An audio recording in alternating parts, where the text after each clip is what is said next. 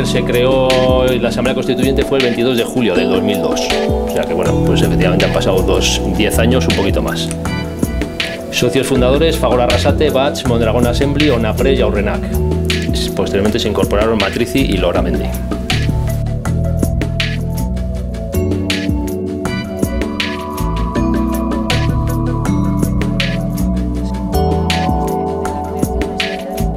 En los años 90 prácticamente todo se diseñaba.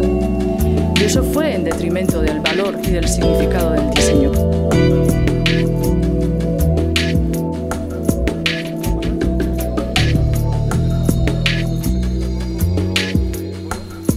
Berrikuntza aplikatuz garatutako esperientzia bada.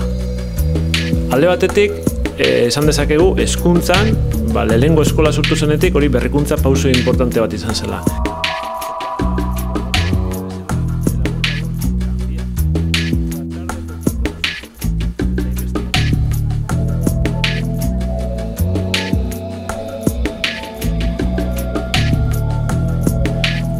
En la escuela llevo este año 20 años, ¿no?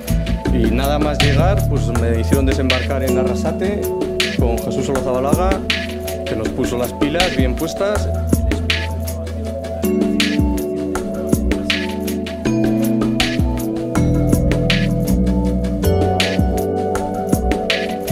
Honek gaur zelan dagoen adieraztea da. Edo beto esan da, nik nola ikusten dudan.